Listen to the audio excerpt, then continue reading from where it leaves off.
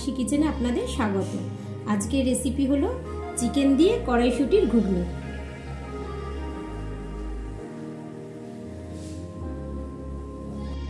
এখানে আমি মটরশুঁটি ছাড়িয়ে নিয়েছি। আজকে মটরশুঁটির ঘুগনি করব চিকেন দিয়ে। এখানে মটরশুঁটিগুলো আমি প্রেসার কুকারে সিটি দিয়ে নেব দুটো।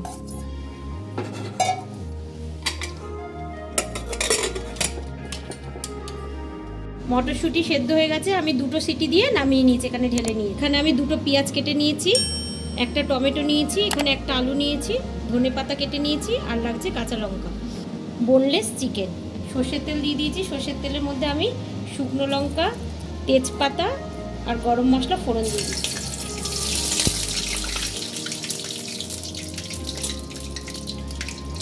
এবার আমি পেঁয়াজ ছেড়ে দিচ্ছি।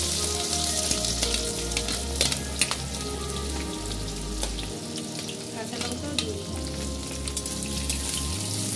পেঁয়াজটা একটু ভাজা করে দেবো।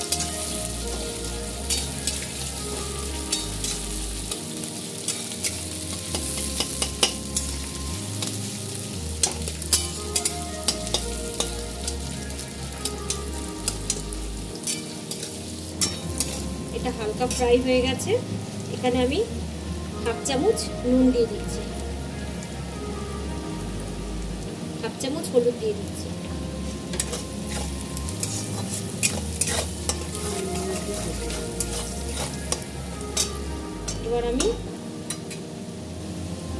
এবার আমি চিকেনটা দিয়ে দিচ্ছি।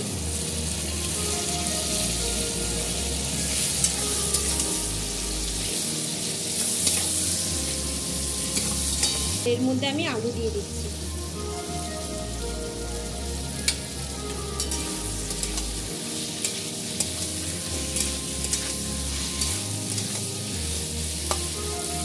আলু দিয়ে আমি ভালো করে এবার কষিয়ে নেব। এটা হালকা ভাজা হয়ে গেছে। এবার আমি এর মধ্যে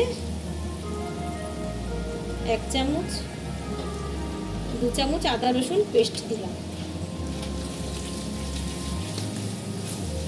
আদা রসুন পেস্ট দিয়ে কষিয়ে এবার এর মধ্যে আমি টমেটো দিয়ে দিচ্ছি।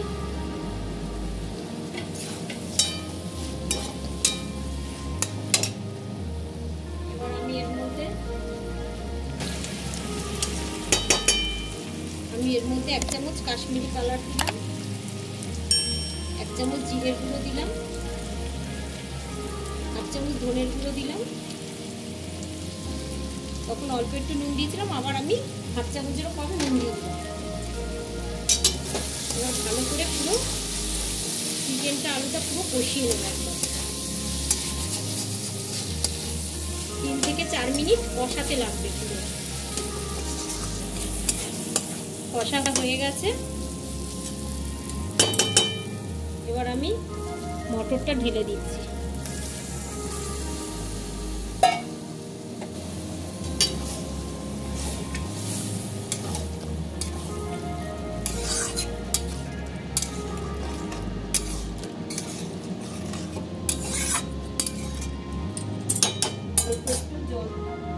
এবার অল্প একটু জল দেব, আন্দাজ মতন একটু ঝোল ঝোল করব। যেহেতু মটরশুঁটিটা সবুজ, ওই জন্য একটু সবুজ সবুজই থাকবে ঘুগনিটা।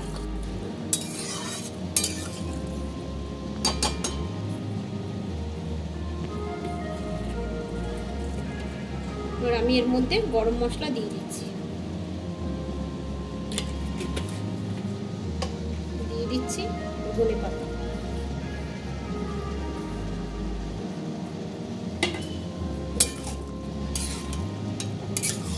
এবার ফুটে গেলে নামিয়ে নেব।